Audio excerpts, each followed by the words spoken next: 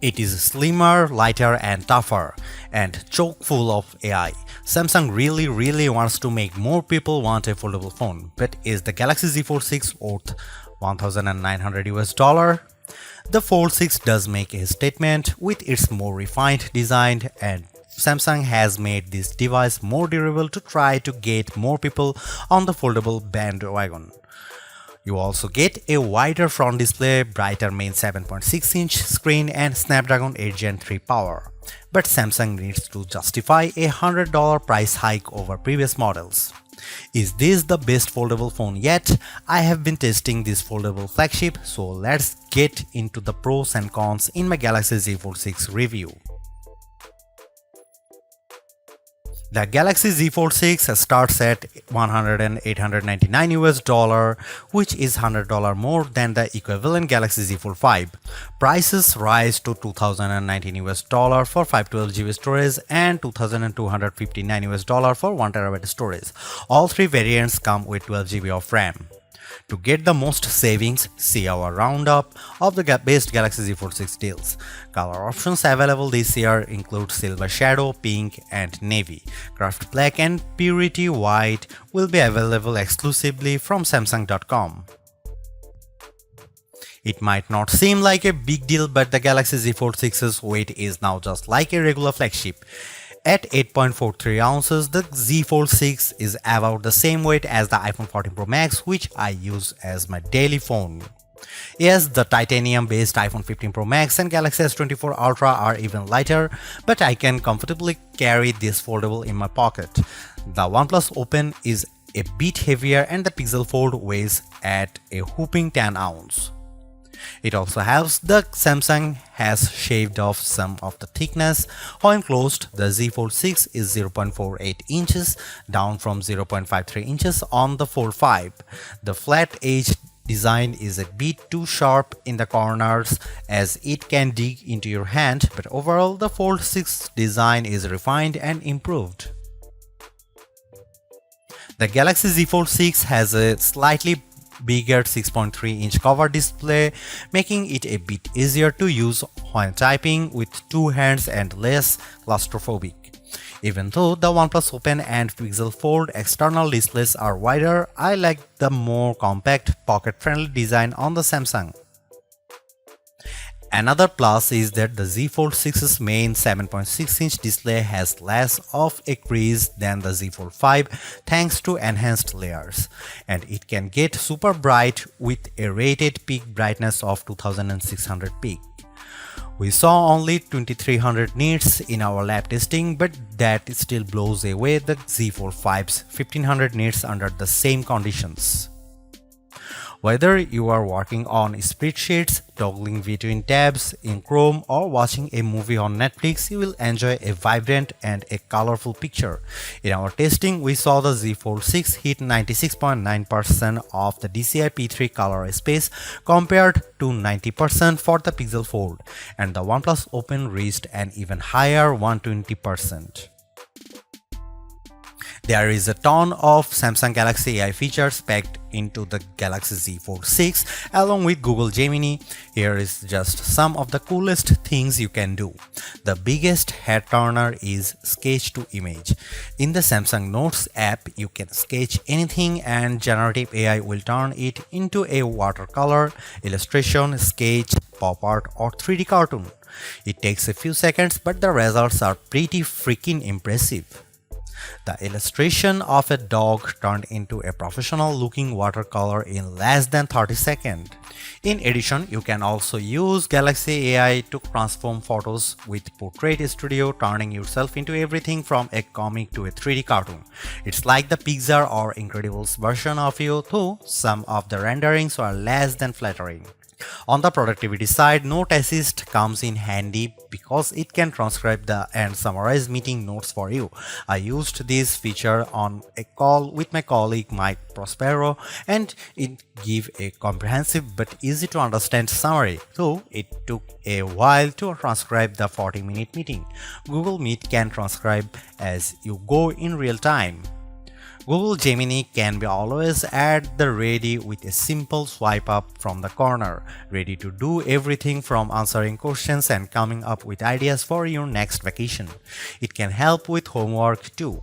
I took a photo of an algebra problem and Gemini came back with step-by-step directions, and Gemini can help answer questions about what you were watching, such as on YouTube. It even answered follow-up questions about Captain America Brave New World without me having to give any context.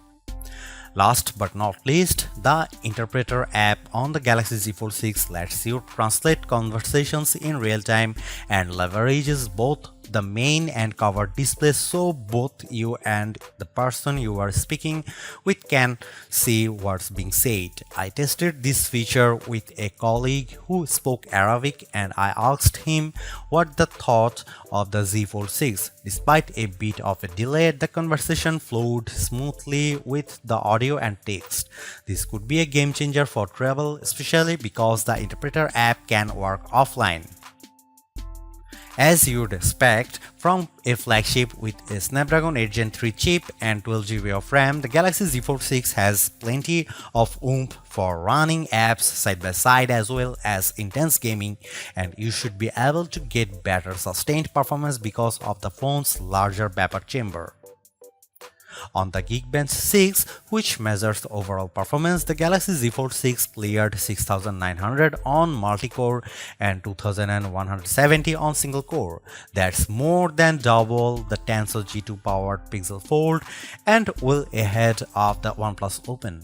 Though we expect faster sequels to these foldables with newer silicon. On our Adobe Premiere Rush test for transcoding 4K video to 1080p, the Galaxy Z Fold 6 needed about 40 seconds compared to a minute or longer for the competition. The Galaxy Z Fold 6 3D Mark graphics results are also better than the OnePlus on the Solar Bay Ray tracing test with a frame rate of 29 fps versus 20 fps. I enjoyed smooth gameplay on the frenetic Diablo Immortal. Even with a ton of enemies on screen, the action stayed steady as I unleashed my blades and special attacks on bosses, owls and spiders. One of the key reasons why people don't buy foldable phones other than the price is that there is a perception that they are just too brittle. To answer the call, Samsung has done a couple of things to put your mind at ease. First, the Z Fold 6's glass layer are now more durable than before, making them less susceptible to damage from your finger pokes and especially as pen use. Second, the dual rail hinge is supported by a strengthened folding edge. This should better distribute shock, though I am not about to drop test my loaner unit. However, the Z Fold 6 is still less durable than a traditional flagship. It has an IP48 rating against 5 feet of fresh water for up to 30 minutes. This rating means the Z Fold 6 can keep out particles larger than 1mm, but it does not mean you get full dust resistance. So I would hesitate to take this phone to the beach. With the new Snapdragon 8 Gen 3 chip on board, we were hoping for the expecting an endurance boost from the Z Fold 6. But we didn't see a great result in our battery test, which involves the continuous web surfing over a 5G connection with 150 nits of screen brightness. The Z Fold 6's 4400 mAh battery lasted as high as 11 hours and 13 minutes, which is solid but only a few minutes better than last year. In fact, over 4 rounds of our test, the Z Fold 6 averaged 10 hour and 35 minutes. The devices on our best phone battery life list, like the S24 Ultra, last at least 14 hours. To be fair, there is much bigger 7.6-inch display here, but even then the OnePlus Open's bigger 4805 mAh battery lasted a bit longer than Samsung at 11 hour and 31 minutes. The camera hardware is largely unchanged on the Galaxy Z Fold 6, with the exception of a new sensor for the 12-megapixel ultra-wide camera that's designed to let in more light. Otherwise, you get the same 50-megapixel main camera and 10-megapixel telephoto with 3x optical zoom and 30x digital zoom that graced the Z Fold 5. Up front, you get that same 10 megapixel selfie camera and 4 megapixel under display camera for when you are using the mini screen. Don't get me wrong, the image quality is quite as strong from the Z Fold 6, but if you are paying this much money, you should get the same 200 megapixel sensor as the Galaxy S24 Ultra. In this portrait comparison with the OnePlus Open, the Z Fold 6 produces a much crispier portrait. The OnePlus blows out the right side of my face in the sun and delivers less detail in my shirt. Here you can see some camera details from the Galaxy Z Fold 6.